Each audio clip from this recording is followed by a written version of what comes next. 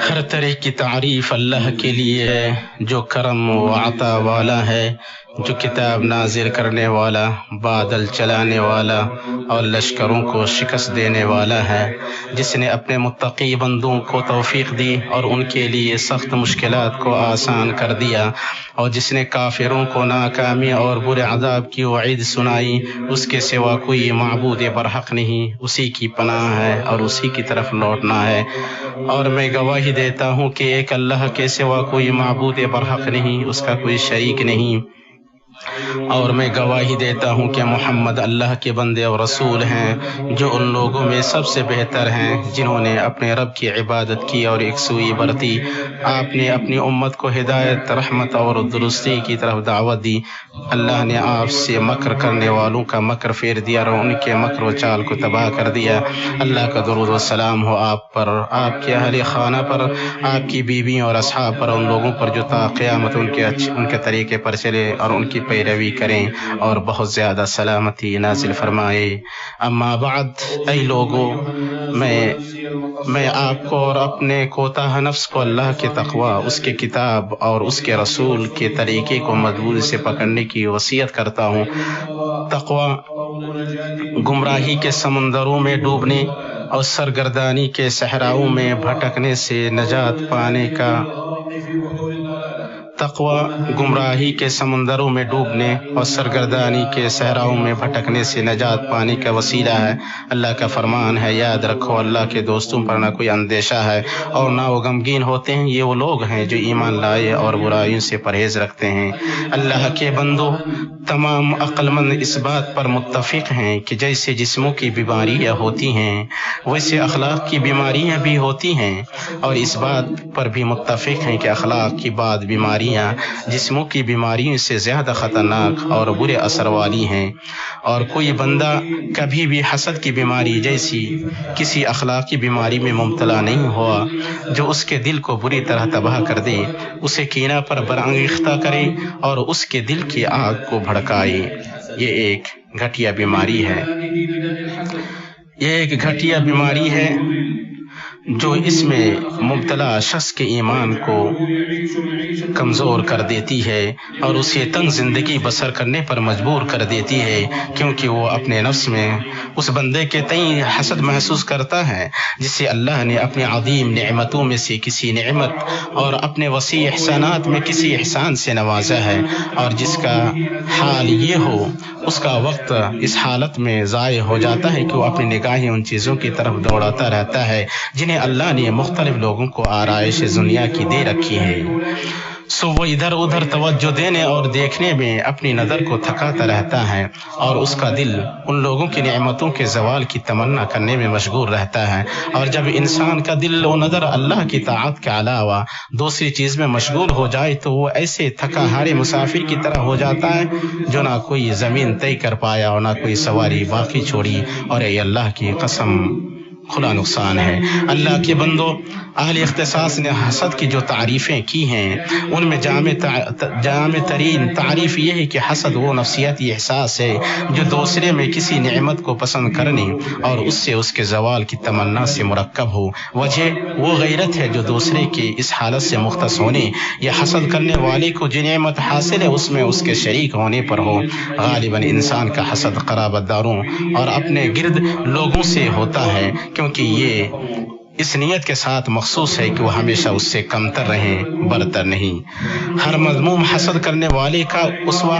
زمین آباد ہونے سے پہلے ابلیس ہے، اس پر اللہ کی لعنتیں ہوں۔ اسے سوائے حسد کے کسی چیز نے سجدہ سے نہیں روکا،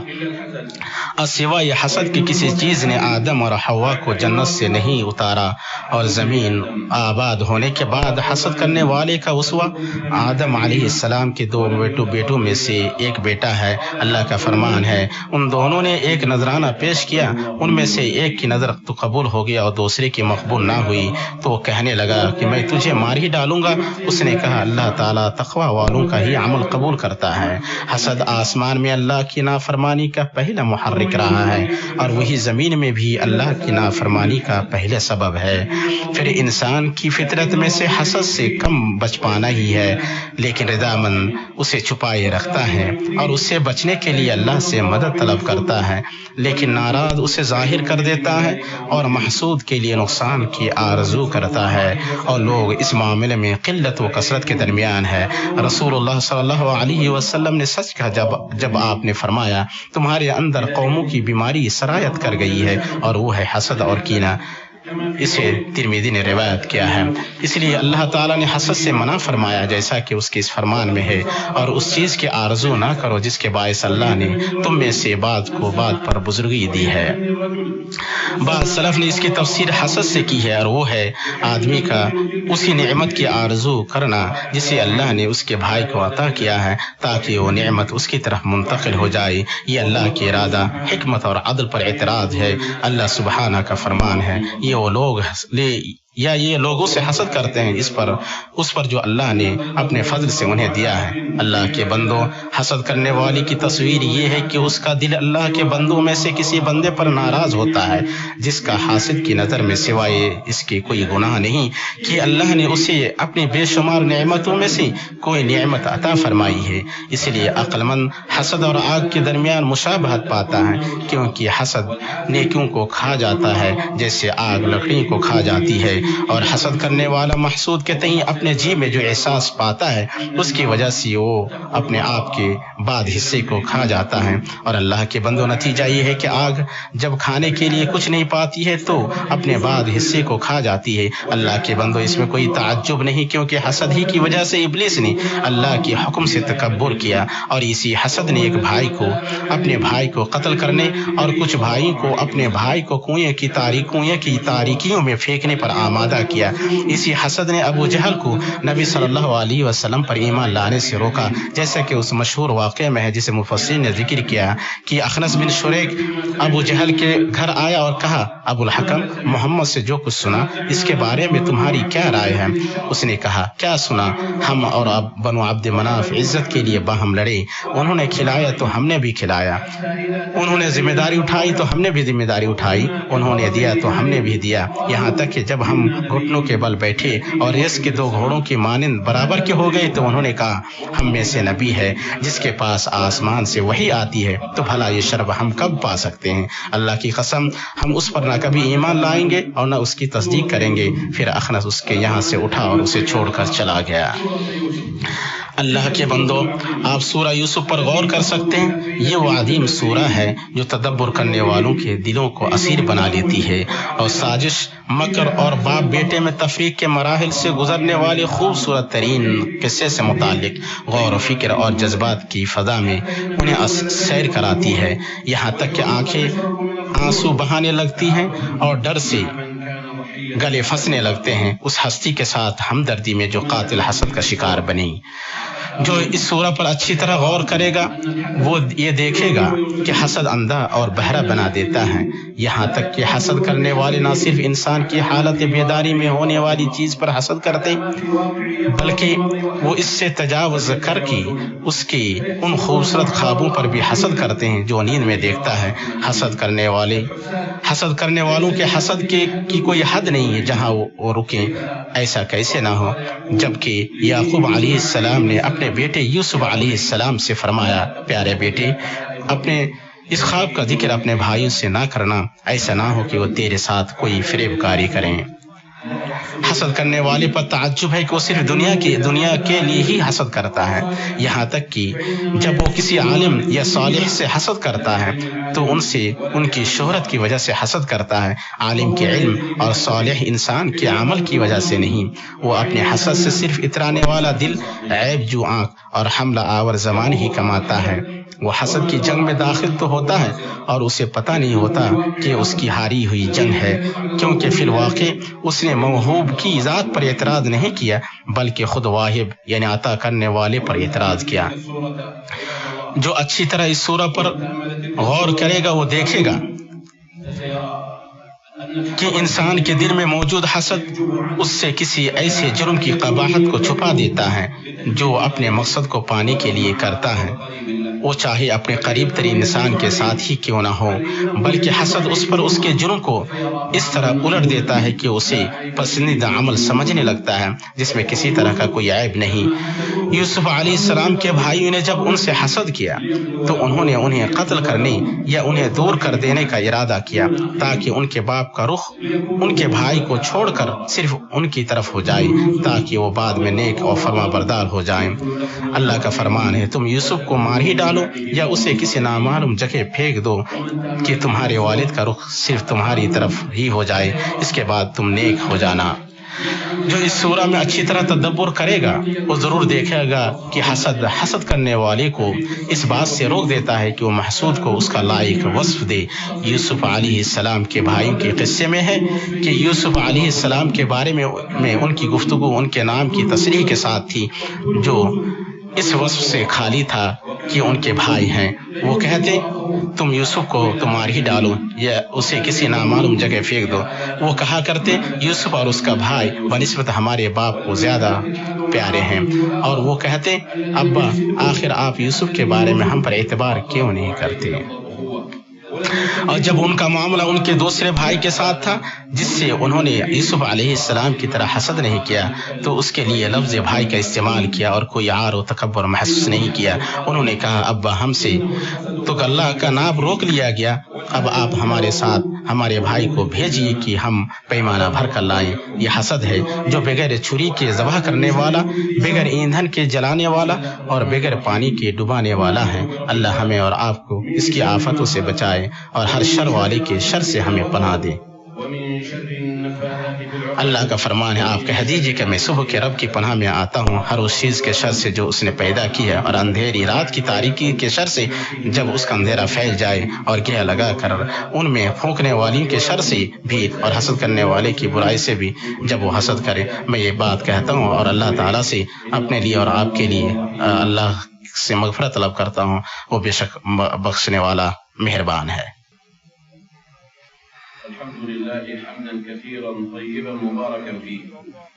كما يحب ربنا۔ اللہ کے لیے بہت پاکیزہ بابرکت تعریف ہے، جیسے ہمارا رب پسند کرتا ہے اس سے راضی ہوتا ہے، اور میں درود و سلام پڑھتا ہوں اس کے بندہ اور رسول مصطفیٰ پر۔ اما بعد، اللہ کے بندو اللہ سے ڈریں اور جان لے کہ کبھی بھی کسی انسان کے دل میں سعادت اور حسد اکٹھا نہیں ہو سکتی، کیونکہ اللہ سے رضامندی سعادت ہے اور حسد رضامندی کا دشمن ہے۔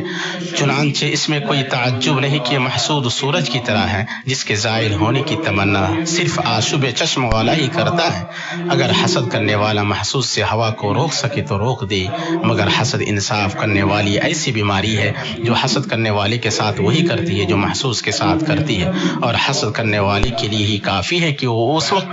غمزدہ ہوتا ہے جب دوسرے لوگ خوش ہوتے ہیں۔ اس لیے اے اللہ کے بندو، ضروری ہے کہ محسود اپنے آپ کو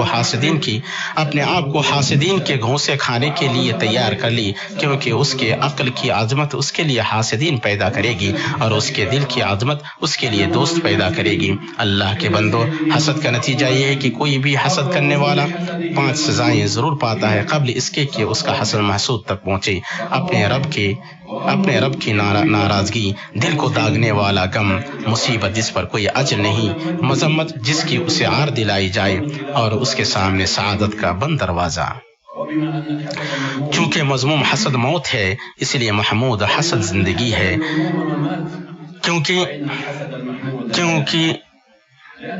کیونکہ ہمت مذموم حسد سے ثمر آور نہیں ہوتی ہے، بلکہ اس ممدوح حسد سے ثمر آور ہوتی ہے جو دوسروں کو حاصل ہونے والی نعمت سے خوش ہونے اور اس جیسی یا اس سے اچھی نعمت کے حصول کی تمنا سے عبارت ہو، نہ کہ ان سے اس کے زائل ہونے کی تمنا ہو۔ چنانچہ وہ تمنا کرتا ہے کہ وہ محسود کے مقام تک پہنچے، نہ یہ کہ محسود اس کے مقام تک اتر آئے۔ اور یہی محمود حسد اور مذموم حسد کے درمیان فرق پوشیدہ ہے،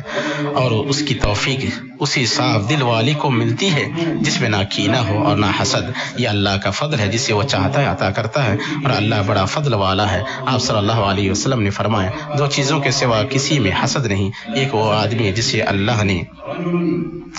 ایک وہ آدمی جسے اللہ نے مال عطا فرمایا اور اسے رائے حق میں خرچ کرنے پر قادر بنایا، اور دوسرا وہ آدمی جسے اللہ نے حکمت و علم سے نوازا اور اس کے ذریعے فیصلہ کرتا ہے اور اس کی تعلیم دیتا ہے۔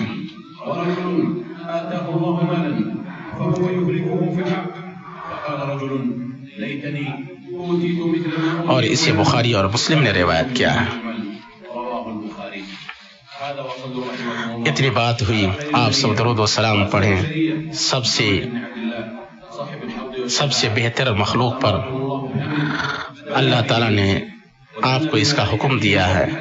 اللہ نے اپنے آپ سے شروع کیا اور پھر فرشتوں سے، پھر آپ کو حکم دیا، اے اللہ کے بندو، اللہ اس کے رسول، اللہ اس کے فرشتے نبی پر درود بھیجتے ہیں، اے مومنو تم بھی اس پر درود بھیجو اور خوب سلام بھی پڑھتے رکھو۔ اے اللہ تو ان پر درود و سلام نازل فرما، اے اللہ تو راضی ہو جا خلفاء راشدین سے، ابو بکر، عمر، عثمان اور علی سے، اور تمام صحابہ کرام سے اور تابعین سے، اور ہم سے بھی ان کے ساتھ، اور اپنے عفو و کرم سے ہم سے بھی راضی ہو جا یا ارحم الراحمین۔ اے اللہ تو اسلام اور مسلمانوں کو غلبہ عطا فرما، اے اللہ تو اسلام اور مسلمانوں کو غلبہ عطا فرما، اے اللہ تو اپنے دین کی مدد فرما، اپنے کتاب اور اپنے نبی کی سنت کی مدد فرما۔ اے اللہ تو غمگینوں کا غم دور فرما دے، اے اللہ تو مصیبت زدہ کی مصیبت دور کر فرما، اے اللہ تو ہمارے مریضوں اور مسلمانوں کے مریضوں کو شفا عطا فرما، اے اللہ تو ہمارے وطنوں میں ہمیں امن عطا فرما، اے اللہ تو ہماری سربراہی ایسے لوگوں کو عطا فرما جو ہمارے حق میں تجھ سے ڈریں۔